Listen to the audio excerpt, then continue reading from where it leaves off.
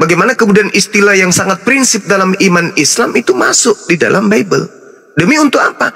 Untuk menjadikan orang Islam itu menjadi Kristen. Nah, jadi tidak ada salahnya ketika ada sesuatu yang dijajakan, dipamerkan, dijual lah istilah ekonominya. Maka calon pembeli harus mengkaji apa yang akan kita beli, apa yang akan kita imani, apa yang saudara jajakan dan jual di tengah-tengah publik. Gak salah kemudian ketika kita pretelin satu persatu. Nah, untuk itu,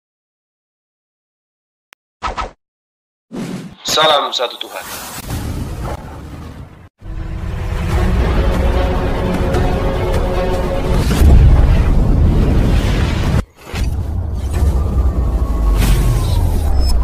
Ya, pengantar ini singkat para sahabat. Dukung semua ya sahabat-sahabat kita channel Densa News Muslim.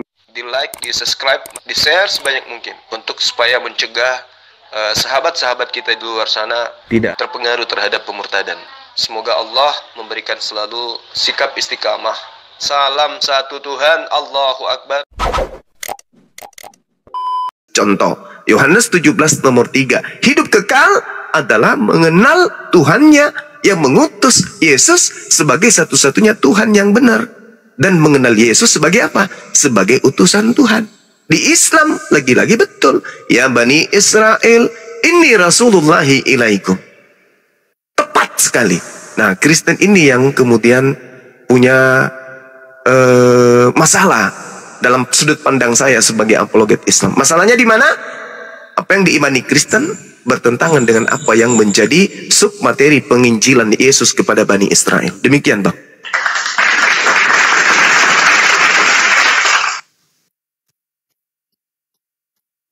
Tadi pun sudah bilang Bang Juma, Nabi Isa dengan Yesus itu berbeda jauh. Lain oknum.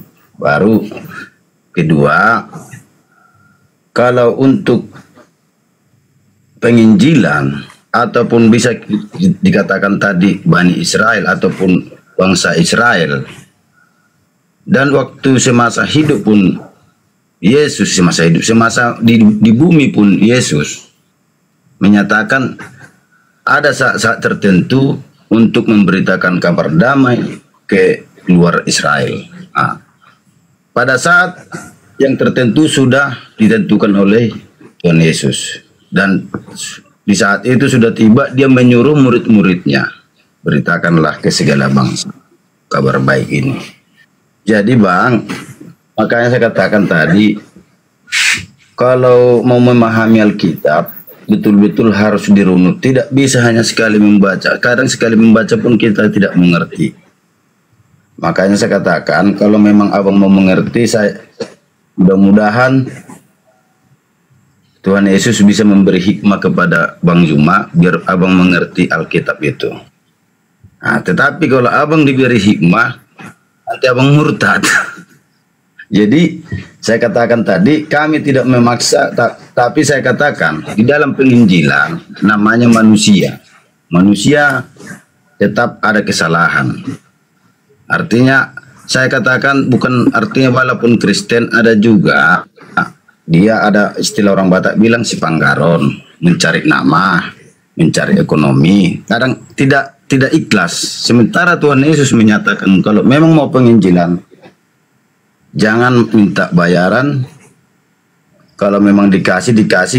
Kalau makanan di perjalanan, kalau ada yang mau ngasih kasih, terima. Kalau enggak usah. Nah, begitulah kira-kira. Jadi kalau untuk di penginjilan ini, apalagi sekarang ada keluar Alkitab baru yang menyelewengkan Alkitab yang ada manuskripnya yang tahun-tahun yang abad-abad ketiga atau abad kedua. Jadi kami pun mengerti itu yang Bang Juma bilang, banyak kesalahan-kesalahan di lapangan bagi orang-orang penginjil. Cara penginjilan, cara bicara, dia belum paham, kadang udah langsung terjun. Makanya kalau di dalam Kristen, kalau mau jadi penginjil, jangankan jadi pendeta, apabila mau penginjilan atau mau mengkonseling orang, tolong dikuasai dulu. Dikuasai apa itu isi daripada Alkitab.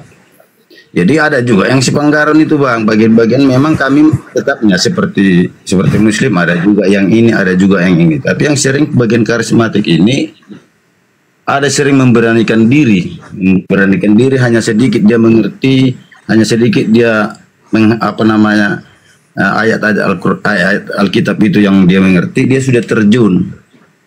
Kami memang belum itu. Jadi makanya dalam pribadi kami ada pun yang seperti, makanya ada apa dibilang Tuhan Yesus, ada naik setingkat, dan itu yang paling tinggi, kasihilah musuhmu. Artinya apabila, karena kenapa dia membawa damai, kedamaian, kasihilah musuhmu. Apabila memang kita sudah mengasihi musuh kita, dan itu akan menjadi ada upahmu di surga. Apabila memang kita mengasihi yang orang mengasihi kita, kita kasih, tidak ada upah kita, karena sudah kita terima upahnya mengasihi kita. Tetapi kita kasih yang tidak mengasihi kita adalah upahnya.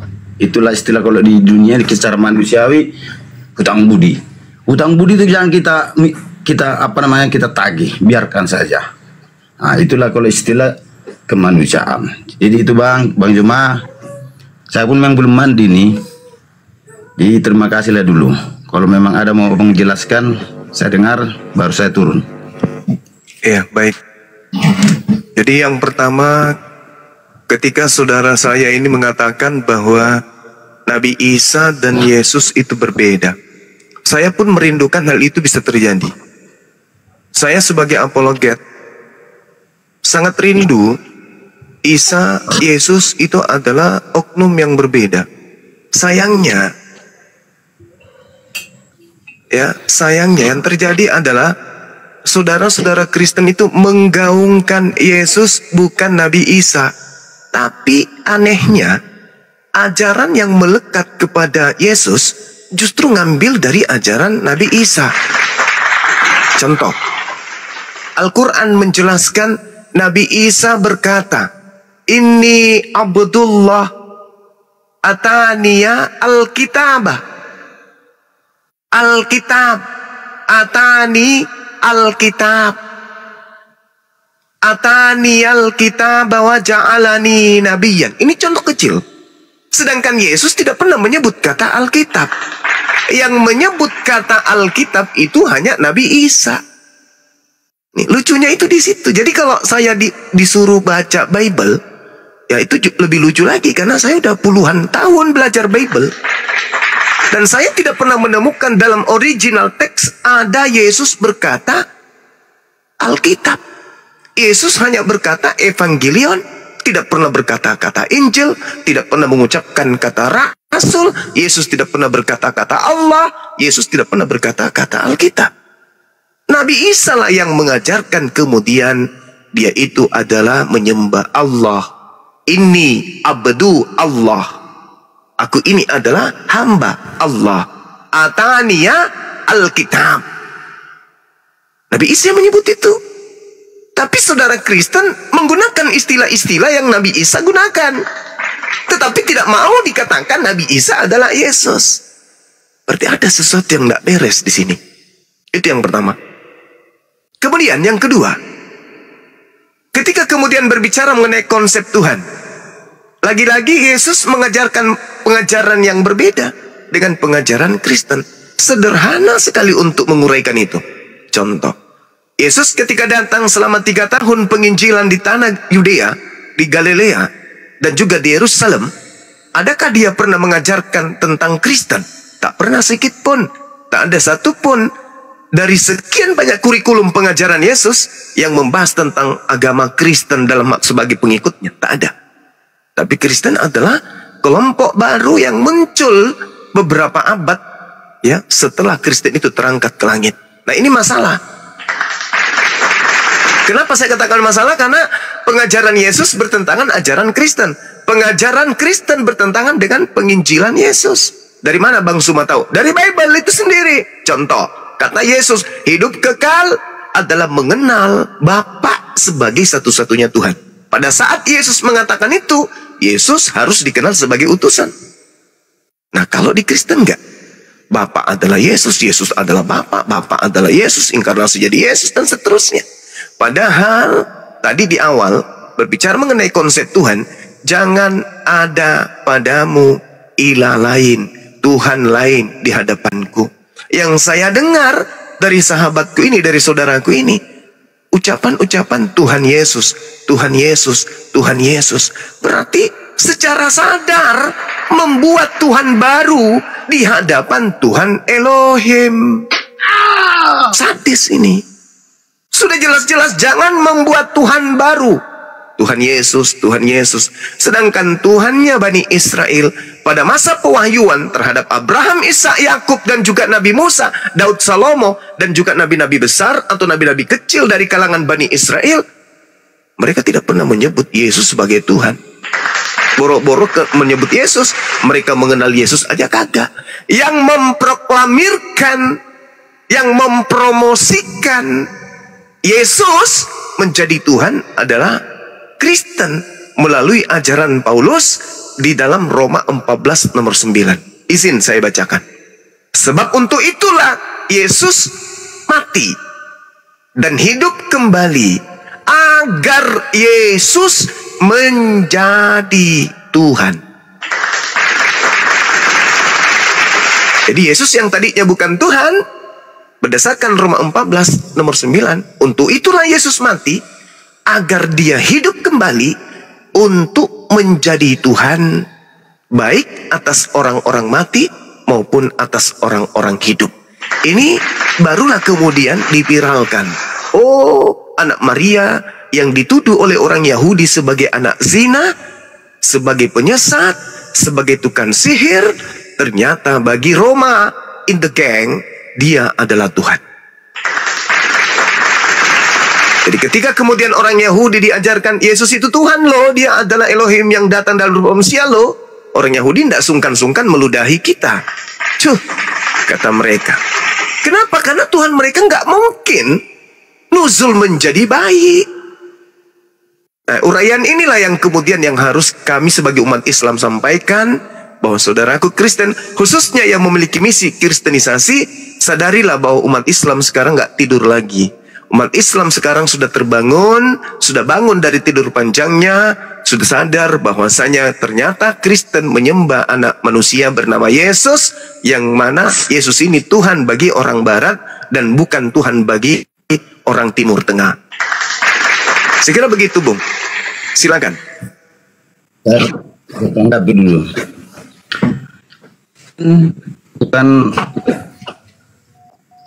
Bukan memang diucapkan Yesus, tetapi kenapa ada Kristen? Kristen itu adalah sebutan bagi yang mengikuti Tuhan Yesus. Kristen berarti pengikut Kristus, pengikut Yesus. Kedua, Injil, Yesus tidak pernah mengucapkan Injil ataupun Alkitab. Karena kenapa? Untuk di Injil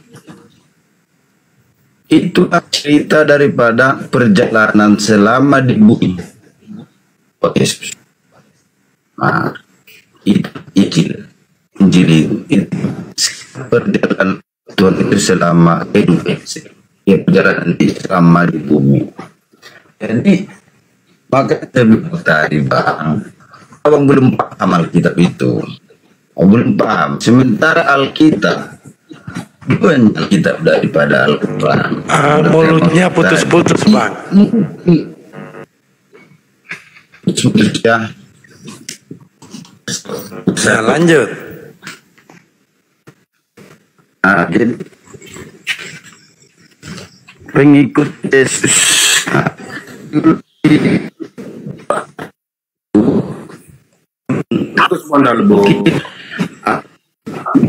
ini mungkin kita perilaku kita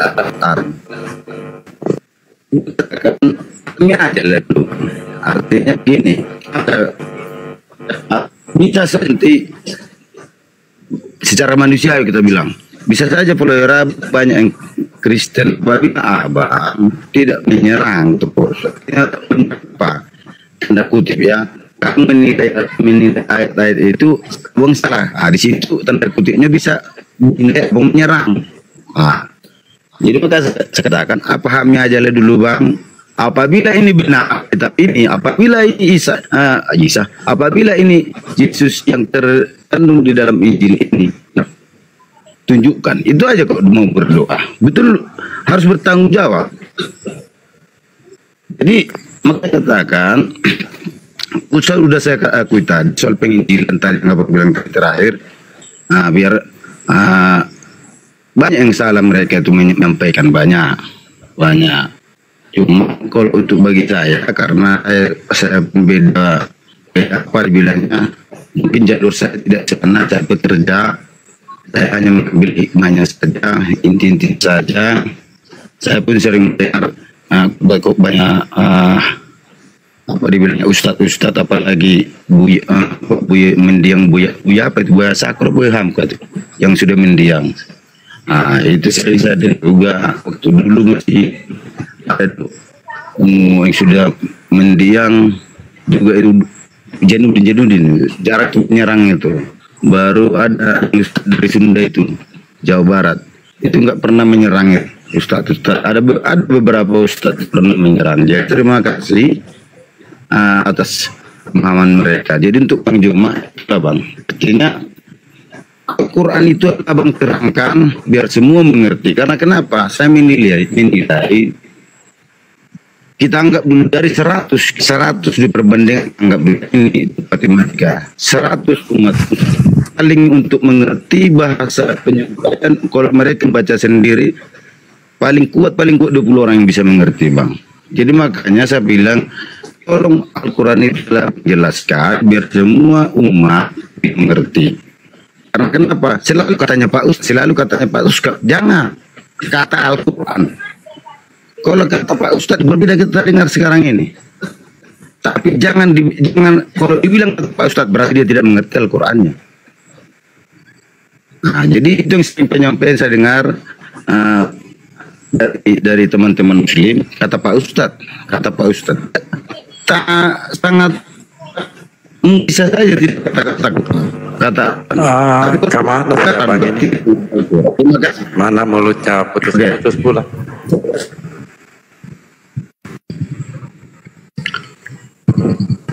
Ya, sudah.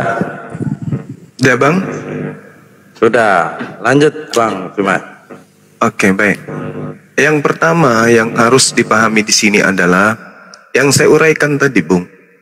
Islam itu dicobai dengan gerakan-gerakan pemurtadan. Kenapa itu bisa terjadi? Karena amanat agung. Beritakanlah Bible kepada seluruh makhluk. Itu amanat agung dalam agama Kristen. Dan juga diperintahkan untuk diberitakan Injil Bible itu kepada seluruh manusia. Nah, diberitakanlah Injil itu kepada kami umat Islam. Kami umat Islam gak keberatan. Sampaikan aja Injil itu kepada kami, Bible itu kepada kami. Tapi tugas kami kemudian jangan dihentikan untuk membentengi akidah umat Islam, agar mereka tidak keluar dari agama Islam, agar mereka tidak terpengaruh kepada penginjilan yang dilakukan oleh saudara kami Kristen. Kita mau larang, itu juga adalah amanat dari agamanya, tidak boleh dilarang. Maka silakan Anda melakukan aksi kristenisasi, kami juga melakukan aksi untuk menjaga umat Islam itu jangan sampai dimurtadkan dengan pendangkalan akidah. Islam agama syiar, Bung. Kristen juga agama syiar. Sebagai agama dakwah, Kristen wajib disampaikan menurut mimbar gereja. Begitu juga Islam juga wajib disampaikan. Islam juga wajib didakwakan. Jangan dikongkong kami, sementara Anda mau mengajarkan ajaran kalian. Nah, kedua agama ini sama-sama memiliki misi dakwah. Sayangnya, agama saudara tidak jujur. Kenapa saya katakan tidak jujur? Al-Quran tidak ada sedikit pun narasi Bible di dalamnya. Padahal kami mayoritas. Harusnya kamilah yang kemudian mengislamkan, bukan kalian yang mengkristenkan. Tetapi apa yang terjadi? Bible justru menggunakan istilah-istilah Al-Quran untuk apa? Untuk memuluskan misi kristenisasi. Itu yang pertama. Yang kedua, amanat Al-Quran. Fabashhirhum bi'azabin alim. Sampaikanlah kepada mereka kabar gembira, yaitu azab yang pedih. Kami diberikan perintah oleh Allah untuk menyampaikan tentang berita nerakanya orang Kristen. Itu Al-Quran. Masa kami mau dilarang? Gak boleh dong. Bukankah negara kita ini memberikan kebebasan kepada pemeluk agama untuk menjalankan agamanya masing-masing? Kami diperintahkan untuk menyampaikan. Beritakan, fabashshirhum, kepada mereka bi'azabin alim, kabar gembira tentang azab yang pedih.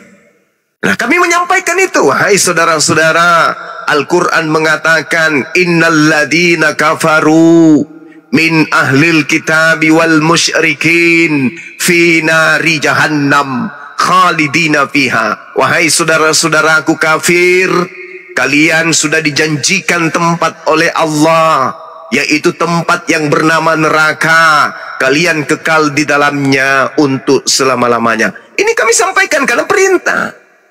Kalau saudara mau mendengarkan, alhamdulillah. Saudara ingin menolaknya, ya silakan. La ikraha fiddin. Tak ada kemudian paksaan untuk masuk ke dalam Islam. Tapi perintah kami, perintah Allah Tuhan kami untuk kami sampaikan. Tak ada paksaan kemudian untuk kami dihentikan menyampaikan itu. Fabashshirhum bi'azabin alim. Nah, kebetulan Kristen pun diajarkan demikian.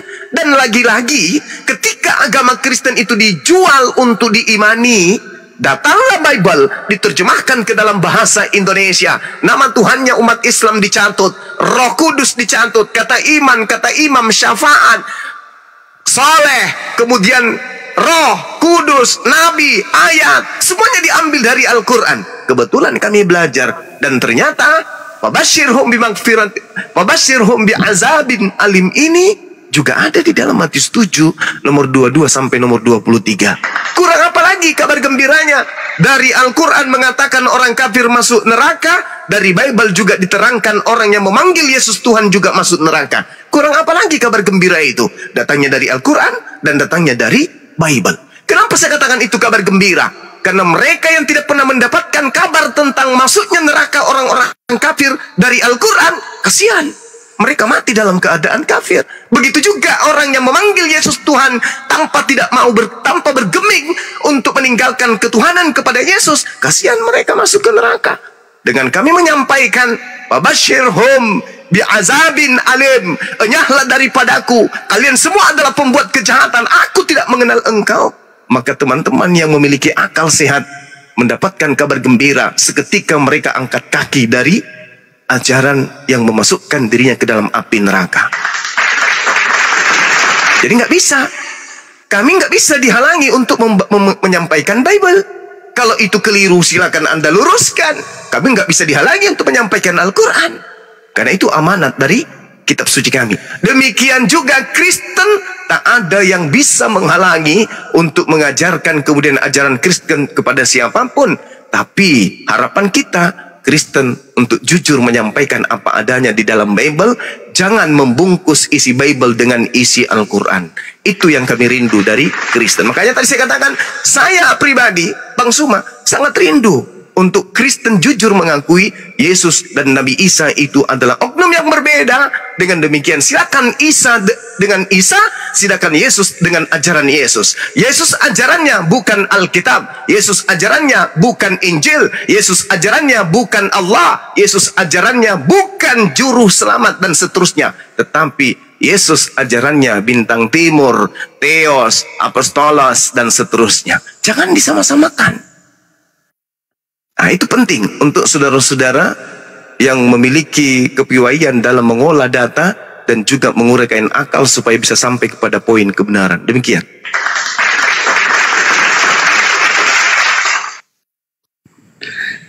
Jadi, Bang Juma, kalau soal bahasa itu, kalau soal bahasa, namanya sudah bahasa Indonesia. Itu yang ada kosakata di Indonesia itu dimanfaat, Bang. Baru soal terjemahan yang dianggap diambil dari bahasa Arab, saya rasa dan mungkin dalam pengetahuan saya duluannya Alkitab berbahasa Arab daripada Al-Quran, kan begitu. Jadi itulah dulu intinya, Bang. Dan saya pada malam ini Abang sudah mulai agak lembut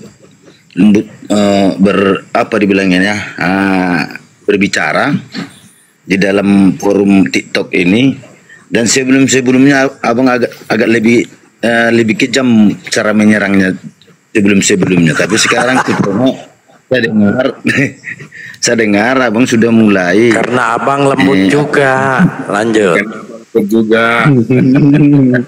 Coba Anda keras. Nah. Keras itu biasa itu, Bang, bisi.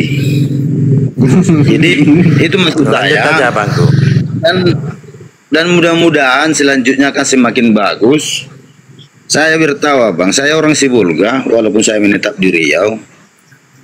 Mungkin sedikit banyaknya bagaimana cerita masyarakat di Sibolga yang lebih nyaman dan termasuk toleransi lebih tinggi di Sibolga dulu. Di Sibolga sampai sekarang, kalaupun ada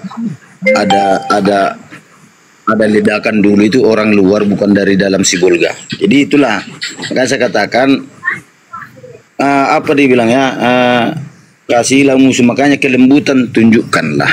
Jadi kalau memang, makanya saya katakan sama kawan-kawan, kalau memang itu kebenaran menurut dirimu, ikuti. Itu saya katakan. Jadi saya katakan yang jelas kita sudah beritahu. Contoh kalau memang ada kawan-kawan bertukar pikiran, saya terangkan melalui yang saya pahami dan melalui Alkitab. Saya tidak mau memberikan pemahaman melalui di luar Alkitab. Jadi begitulah kira-kira, Bang. Jadi mudah-mudahan di dalam perlindungan yang Maha Kuasa kita sehat ke depannya. Dan Bang Juma saya selalu tekankan, kalaupun ada yang tajam ataupun yang keras, saya nasihatkan sama Bang Juma, tolonglah Bang lembut dan kebenaran itu akan nampak. Terima kasih, Bang Juma. Oke, sama-sama, Bung. Terima kasih, nasihatnya sangat berharga, yaitu satu sedekah ilmu, nasihat dari saudara. Jadi gini, orang Indonesia khususnya penikmat debat itu pasti tahu saya. Karakter saya seperti apa, saya selalu menjalankan amanat kitab suci Al-Quran. Illal ladzina zalamu minhum. Terhadap orang-orang zalim di antara mereka, yang saya harus tegas, saya harus keras. Dan keras itu bukan berarti saya menghujat, menghina. Itu adalah hikmah. Oke, kembali kepada tema. Ketika saudara mengatakan minimnya kosakata bahasa Indonesia sehingga masuk menggunakan bahasa Arab, itu bukan jawaban yang betul. Contoh misalnya Evangelion, itu kan original teksnya bahasa Yunaninya seperti itu. Kalau mau diarabkan gampang, akhbar khair atau akhbar jayidah, kabar baik atau kabar gembira. Tapi kenapa harus ke Alkitab? Kalau mau diarabkan, ya larinya jangan ke Alkitab. Karena Alkitab itu adalah nama kitab yang diwahyukan oleh Allah kepada Nabi Musa, Daud, Isa, dan juga baginda Rasulullah Muhammad SAW. Dalam bahasa Yunani, Theos. Theos masuk ke Indonesia, jangan jadi Allah. Karena Allah itu adalah nama Tuhan dalam bahasa Arab.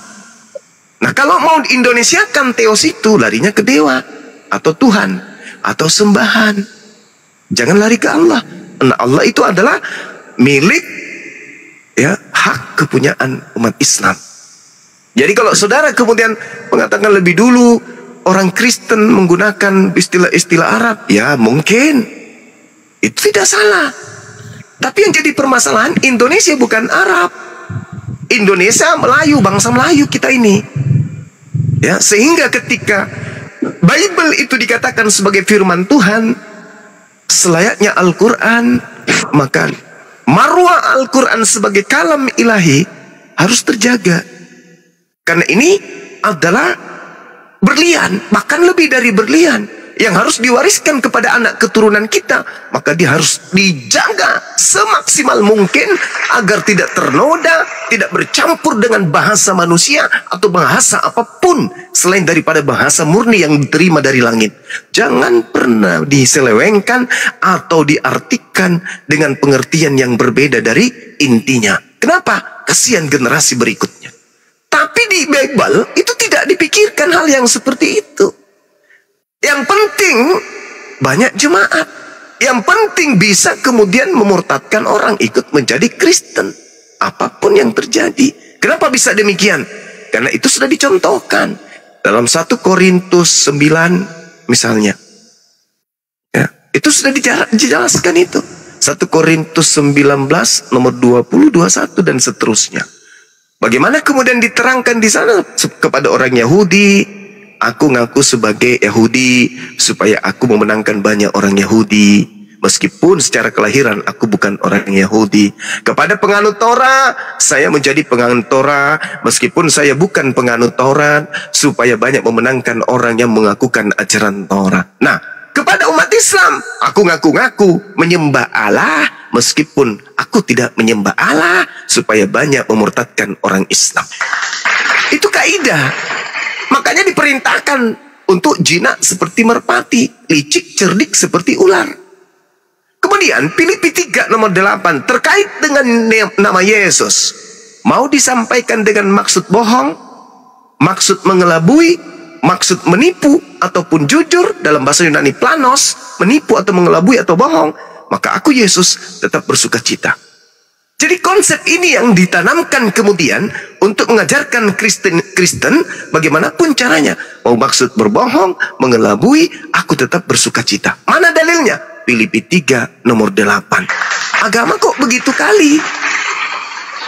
Karena itulah kemudian ya kehadiran Islam adalah membawa kabar gembira buat saudara-saudara yang ada di Nusantara ini yang hidup bertetangga dengan umat Islam. Di luar negeri yang tidak kontak langsung dengan umat Islam tidak pernah mendengarkan kabar gembira tentang adanya pengusiran orang-orang kafir masuk ke neraka melalui Al-Quran maupun melalui Bible. Wabashirhum bi'azabin alim. Wahai umat Islam, sampaikanlah kepada mereka orang-orang kafir kabar gembira, yaitu azab yang pedih. Sekarang tinggal terima kabar gembiranya. Mau meninggalkan itu atau tetap mati dalam kekufuran. Saya kira begitu, Bung. Yang pada intinya adalah kami umat Islam sesuai dengan amanat Al-Quran, baginda Rasulullah Muhammad SAW berkasih sayang, berlembut ria kepada siapapun yang tidak membenci kepada kedamaian, tetapi keras terhadap orang-orang kafir yang menyatakan hal-hal kebencian terhadap umat Islam. Itulah kami umat Islam. Anda kemudian sopan, kami juga akan tersenyum. Anda kejam, kami akan beli. Seperti itu, Bang.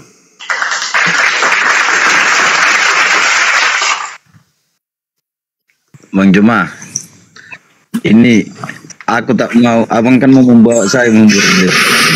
Gimana, Bang? Aku tak dari keterangan abang, ceritanya pembicaraan abang kan, abang mau membawa saya ke agak-agak perdebatan sedikit. Saya tidak mau.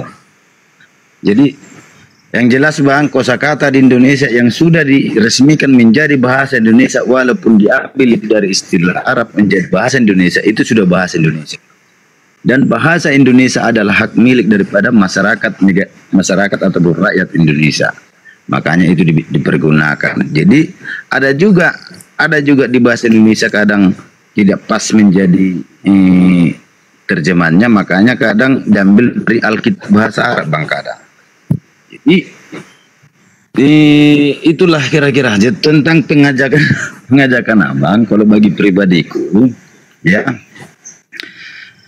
tetap Tuhan Yesus, karena Tuhan Yesus menjanjikan surga. Kedua, tidak ada sampai ke tangan Allah Bapa tanpa melihat kita perlu dimengerti. Ada lagi pengertiannya itu, keterangannya itu. Itulah, Bang, yang bisa sampaikan. Sudahlah, Bang, undanglah yang lain dulu, gantilah dulu. Asal aku mau mandi, belum mandi nih. Oke, Bang, oke. Salam kenal, Bang, ya. Oke, sip. Oke.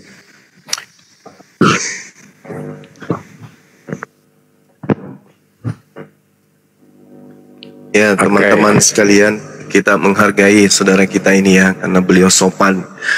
Izinkan saya kemudian mengurai secara mantik terkait dengan pernyataan beliau, Yesus adalah jalan, kebenaran, dan hidup. Tidak ada seorang pun yang sampai kepada Tuhan atau Bapa dalam konsep mereka tanpa melalui Yesus. Melalui. Jadi Yesus di sini bukan jembatan yang harus dilalui punggungnya untuk nyebrang, bukan. Yesus bukanlah sebuah sepeda atau kereta yang harus ditumpangi untuk dibonceng menuju ke surga, bukan. Tapi di situ dimaksudkan adalah ajaran Yesus. Jalan yang dimaksud Yesus adalah ajarannya. Ketika Yesus melakukan penginjilan, Yesus tidak pernah mengajarkan orang untuk menyembah dirinya. Berarti siapa yang menyembah Yesus berarti tidak melalui jalan Yesus. Itu yang pertama. Yang kedua, Yesus tidak pernah mengajarkan kemudian surat-surat Paulus. Barang siapa yang kemudian menjadikan surat Paulus sebagai kaidah beriman atau aliran kepercayaan, maka itu sudah lari dari jalan yang Yesus tujukan. Kenapa demikian? Al-Quran mengatakan apa yang diucapkan oleh Yesus adalah ucapan yang diterima dari Allah. Apa yang diterima oleh Nabi Isa adalah apa yang diwahyukan oleh Allah kepada beliau. Wa isqalallahu ya Isa bin Maryam a anta qulta linnas tahizuni wa ummi. Wahai Nabi Isa, apakah engkau pernah mengatakan kepada mereka untuk menuhankan dirimu selain daripada aku? Apa kata Nabi Isa? Qala subhanaka ma yakunu li an aqula ma laysa li bihaqqa. Maha suci engkau ya Allah, aku tidak pernah mengajarkan, aku tidak pernah mengatakan sesuatu yang bukan hakku untuk aku katakan dan aku sampaikan. Yang aku katakan kepada mereka adalah ma qultu lahum illa ma amartani bi ani abudullah rabbi wa rabbakum. Sembahlah Allah, Tuhanku dan Tuhanmu. Nah, kalau menyembah Tuhannya Nabi Isa, mengajarkan ajaran Nabi Isa, mengikuti amanat yang datang dari Nabi Isa, maka orang itu sampai kepada jannah. Begitu juga yang dimaksud di dalam Bible. Tidak ada yang sampai kepada Bapa tanpa melalui aku. Kenapa? Yesus berkata, Yohanes 12:49, aku tidak berkata-kata dari diriku sendiri. Apa yang aku katakan adalah apa yang diperintahkan oleh Bapa untuk aku katakan dan aku sampaikan. Yohanes 14:24, firman yang kau dengar dari mulutku itu bukan dari aku, tetapi dari Dia yang telah mengutus aku. Yohanes 17:8, segala firman yang engkau berikan kepadaku telah aku sampaikan kepada mereka, dan mereka telah menerimanya, dan mereka percaya dengan pasti bahwa engkaulah yang telah mengutus aku. Berarti murid-murid Yesus setelah menerima segala pengajaran dari Yesus, mereka kemudian percaya bahwa Yesus adalah Rasulullah, Yesus adalah utusan Allah. Sedangkan saudara kita Kristen bukan menerima segala firman dari Yesus, tetapi menerima segala perkataan dari Paulus. Makanya tadi di awal saudara kita yang tadi ini ya mengatakan Kristen itu pengikut Yesus, itu bohong. Bukan. Karena yang menyebut Kristen pertama kali, yang disebut Kristen pertama kali adalah orang-orang yang hidup di Turki. Di mana Turki itu? Di mana Antioquia itu? Di Turki. Yesus pernah nggak ke sana? Tidak. Yesus tidak punya pengikut di Turki atau di Antioquia yang disebut Kristen. Tetapi di dalam kitab saudara kita Kristen Kisah Para Rasul 11:26, setahun lamanya Paulus tinggal di Antioquia, pengikutnya kemudian disebut Kristen. Makanya di dalam Kisah Para Rasul 24:5, saudara-saudara, di situ orang Yahudi teriak sekencang-kencangnya. Apa yang dikatakan oleh orang Yahudi? Dia inilah Paulus, tokoh dari sekte Nasorios. Nah inilah, jadi kalau saudara kita Kristen mengatakan kami pengikut Kristus, ya sah-sah saja mereka mengakui. Tapi kalau kita lihat benang merahnya, tak ada satupun ajaran Kristen yang berasal dari mulut Yesus itu sendiri. Terkait dengan kasih yang disinggung oleh saudara kita tadi, kasih itu sebenarnya sudah nggak ada di Kristen. Kenapa nggak ada kasih di Kristen? Karena Efesus 2 nomor 15 sudah menyatakan dengan jelas, dengan matinya Yesus di atas tiang salib, Yesus telah membatalkan hukum Taurat dengan segala perintah ketetapan yang ada di dalamnya. Sedangkan kasih itu bisa kita lihat di dalam Matius 22 nomor 34 sampai nomor 36. Apa yang tertulis di situ? Ternyata kasih kepada Allah, kasih kepada sesama manusia adalah intisari dari hukum pertama dan utama, dan pertama dan utama itu adalah inti cakupan daripada kurikulum pengajaran hukum Taurat. Kepada dua hukum inilah kemudian mencakup hukum Taurat, kata Yesus. Sedangkan hukum Taurat yang adalah hukum kasih, semuanya sudah dibatalkan dengan matinya Yesus di atas tiang salib. Jadi agama kasih di Kristen itu berdasarkan pengakuan Paulus itu nggak ada lagi, kecuali mereka buat sendiri. Nah, kita lihat fakta keadaan Kristen sampai di Indonesia, apakah dibawa dengan kasih? Katolik masuk ke Indonesia, apakah dibawa oleh agama kasih? Oleh misi kasih. Ya kalau dikatakan iya, karena Jerman ini dikenal sebagai negara penjajah. Begitu juga Belanda dikenal sebagai negara penjajah. Nah kalau kasih, kenapa harus berasal dari negara penjajah? Harusnya kasih itu berasal dari rahmatan lil alamin. Alhamdulillah Islam masuk ke Nusantara tanpa melalui penjajah. Mau nanya Bang, apakah manusia ini punya kehendak? Ya, manusia diberi kehendak bebas selama ruh masih ada dalam tubuhnya. Tapi ketika ruh sudah keluar dari jasad, kehendak bebas pada diri manusia dicabut seketika. Yang berkehendak itu roh, bukan manusia ya Bang. Perpaduan antara jasad dan ruh. Ketika terpisah dua ini, jasad tadi tidak memiliki lagi hak kehendak, roh juga tidak lagi memiliki kehendak. Makanya nanti ketika kehidupan berikutnya setelah alam barzah, kedua unsur ini disatukan kembali, masuk ke surga, kehendak itu muncul kembali.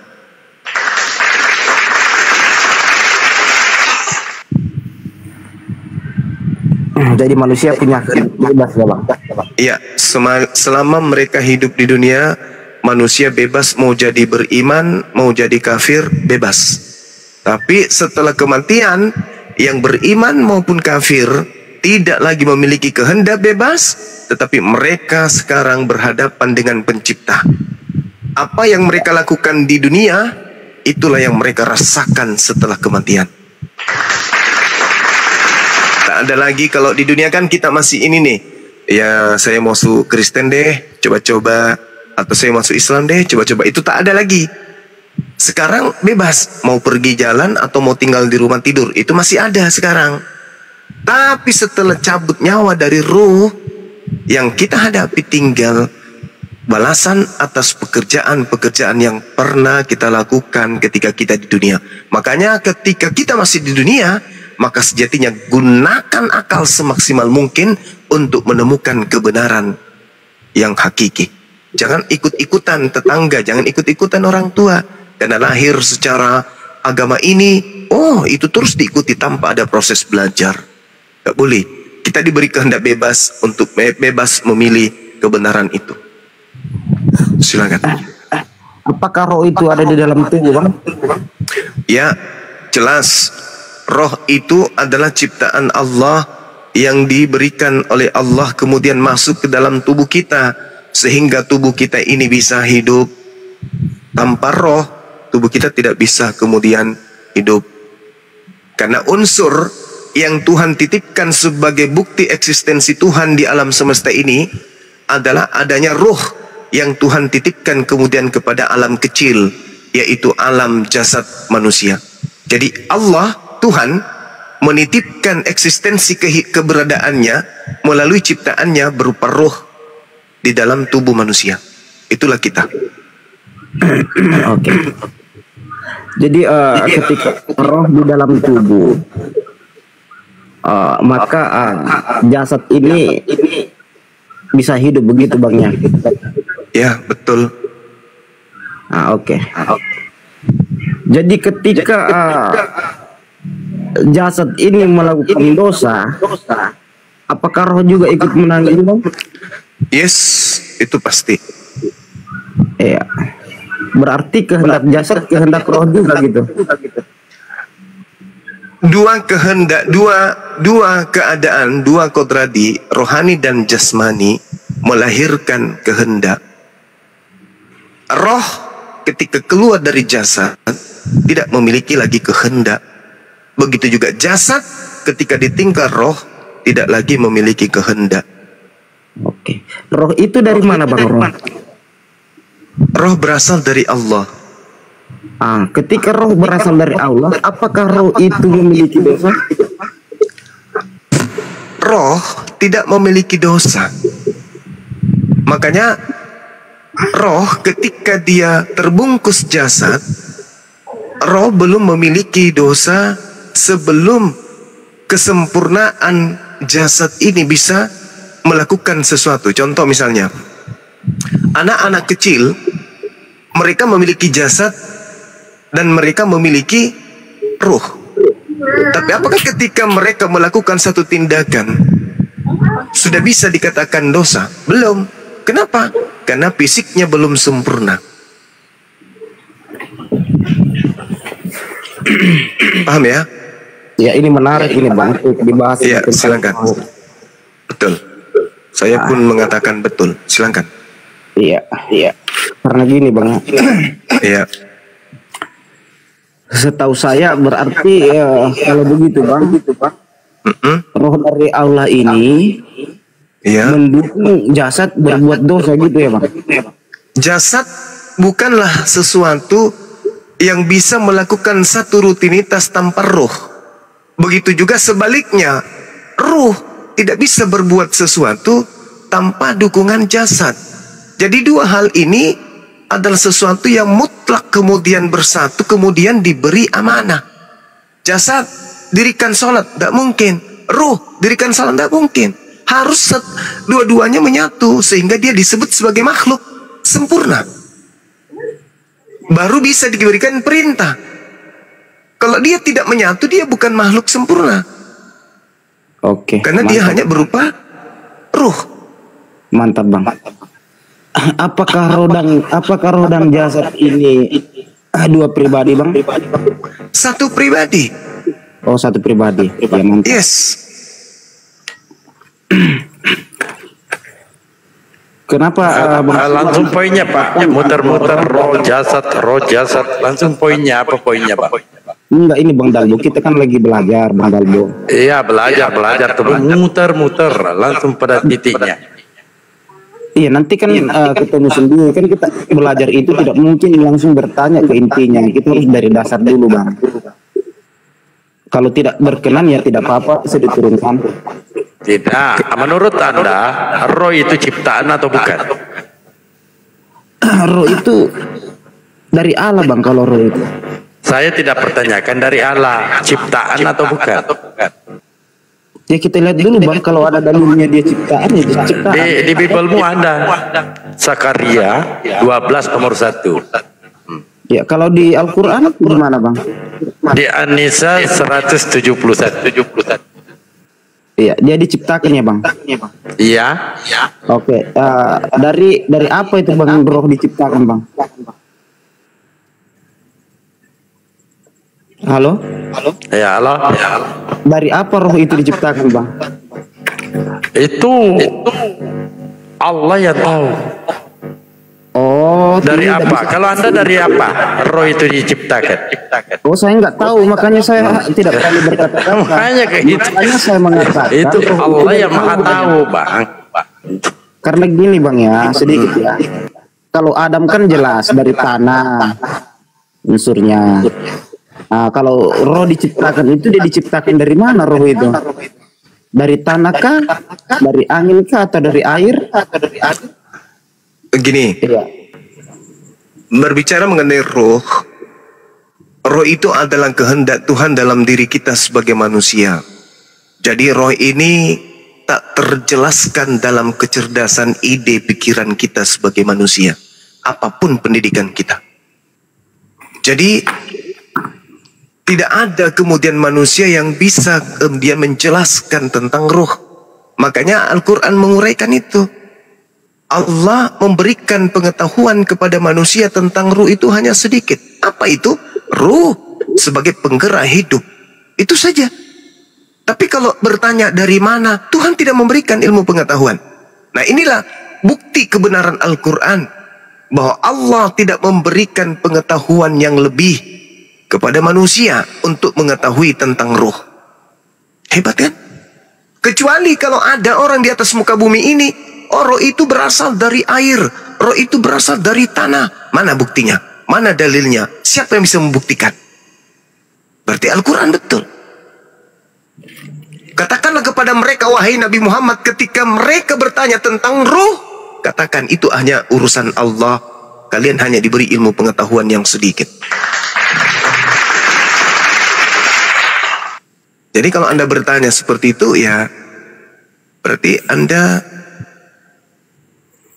ingin mengetahui terlalu jauh tentang ruh, tapi tak akan ada sumber yang bisa mengajarkan kita tentang ruh. Itu tak akan ada. Itulah Al-Quran.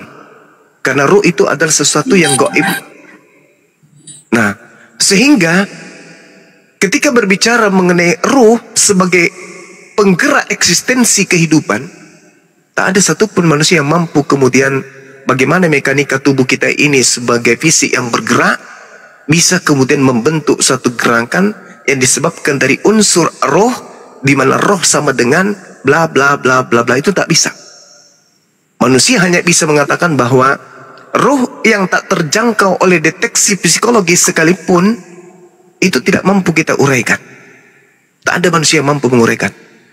Seperti jasad bisa diuraikan, bahwa dia terdiri dari sumber makanan-makanan yang kita makan, yang diadopsi oleh tubuh dan seterusnya. Tapi kalau roh, tak ada satu manusia di atas muka bumi ini yang diizinkan oleh Allah untuk mengetahui lebih jauh tentang apa itu roh.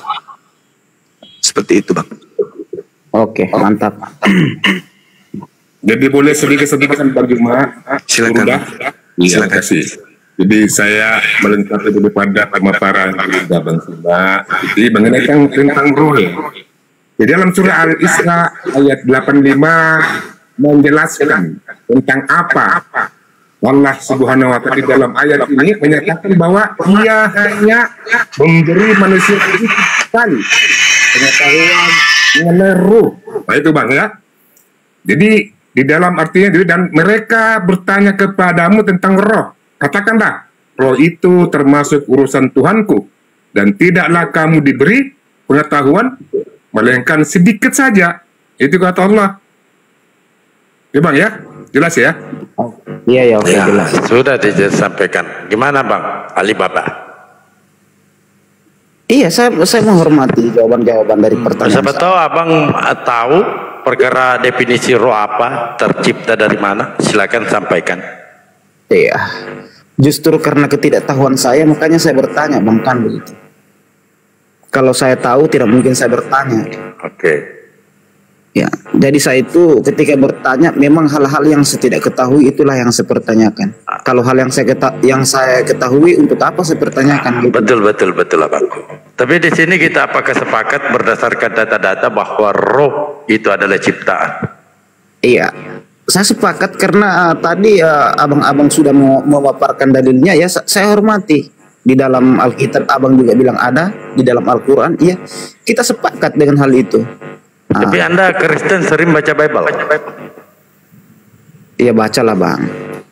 Silakan jabarkan ketuhanan Yesus, coba. Nanti ditanggapi oleh Bang Suma. Silakan Bang. Gini Bang, saya tidak mau ke sana dulu Bang, karena jujur ya saya di Kristen juga saya masih awam juga Bang, belum terlalu mumpuni gitu lah. Atau begini aja Bang, menurut Yesus itu siapa? Kalau dari saya Bang, Yesus itu diberi kuasa Bang, dia firman Allah Bang, yang telah nusul ke dunia menjadi manusia Bang. Silakan sampaikan lagi Bang, nanti ditanggapi oleh Bang Suma. Iya, kalau dari saya pribadi, mungkin tidak sepaham dengan teman-teman Kristen yang lain, tapi itu yang saya paham, jujur ya saya juga masih awam. Dengan sepengetahuan saya berdasarkan dalil saja, Bang. Di Yohanes 1, ya, di Yohanes 1 ayat 1. Karena saya juga tidak berani berbicara tanpa dalil. Itu aja, Bang. Awal mulanya adalah firman. Firman itu bersama-sama dengan Allah, dan firman itu adalah Allah. Nah, itu, Bang. Kemudian dia datang dari Allah, Bang, keluar dari Allah. Berarti sesuatu yang keluar dari Allah itu adalah bagian dari Allah itu sendiri, Bang. Itu kalau menurut pemahaman saya untuk memahami Alkitab itu sendiri, Bang. Yang telah nuzul ke dunia menjadi manusia. Dan itulah yang kami imani, karena kami mengimani yang namanya penebusan dosa, Bang. Kalau bisa saya narasi sedikit, Bang. Silakan sampaikan, nanti ditanggapi. Ketika Bang Zuma nanti menanggapi, Abang diam juga ya. Lanjut. Oke, siap, Bang. Ini kan kita sharing, Bang, ya. Saya juga Oke. Jadi begini. Jadi ketika kita mau berbicara, tentunya saya kembali dulu ke penciptaannya, Bang. Penciptaan Adam di Kejadian. Di situ yang Tuhan menciptakan Adam itu kan, dulunya kan Adam itu mengikuti kehendak Allah, belum ada pengetahuannya pada waktu itu. Tuhan menciptakan manusia itu untuk menjadi khalifah, menjadi penguasa di dunia.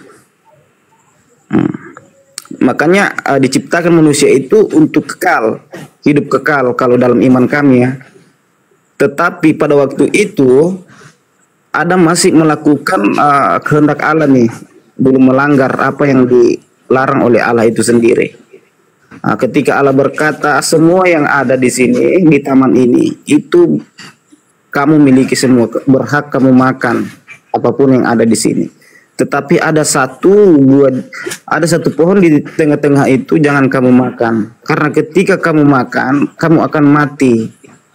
Kamu akan mengetahui baik yang buruk. Di situ akan kamu menjadi seperti Tuhan, seperti Allah. Tetapi, Bang, di situ kan Adam sudah melanggar. Dia memakan buah itu.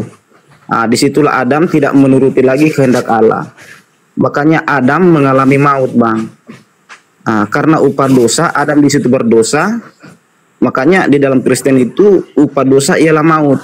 Makanya setiap manusia yang berdosa itu mengalami yang namanya maut. Gitu loh, Bang. Jadi kedatangan Tuhan Yesus Kristus ke dunia ini menjadi manusia, Bang. Dia datang. Untuk apa, Bang? Untuk mengembalikan harkat martabatnya Adam itu loh, yang gagal dia penuhi. Menjadi penguasa di bumi, khalifah di bumi. Untuk mengembalikan kehidupan yang kekal. Makanya kami orang Kristen percaya yang memberikan hidup yang kekal itu adalah yang diutus oleh Bapa, yang keluar dari Bapa itu sendirilah yang akan memberikan kami kehidupan yang kekal. Karena sendiri berkata di situ, ya, sedikit lagi saya selesaikan.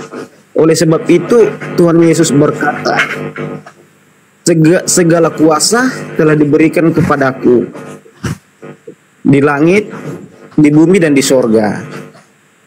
Begitu, Bang, kira-kira. Oke, standby ya, Bang. Silakan, Gus. Iya, baik. Menarik ya, menarik.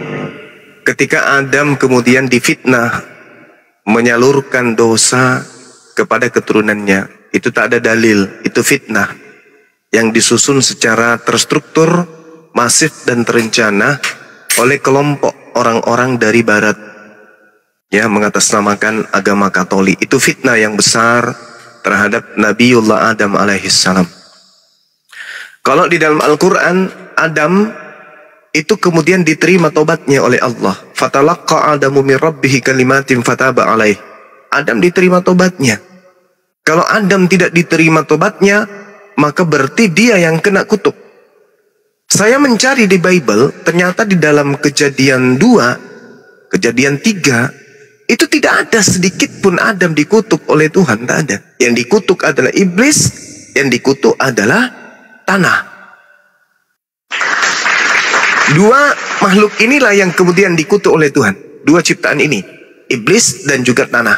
Adam enggak. Bahkan kalau kita lihat dalam Kejadian 3, Adam dan keturunannya diberkati. Sama seperti dalam Al-Quran. Tapi muncul kemudian fitnah besar di atas muka bumi ini untuk menentang ajaran Sang Maha Pencipta, bahwa Adam itu mewariskan dosa, sehingga harus kemudian ada tumbal untuk mendamaikan dosa Adam dan keturunannya, dosa manusia, dengan penciptanya. Ini fitnah.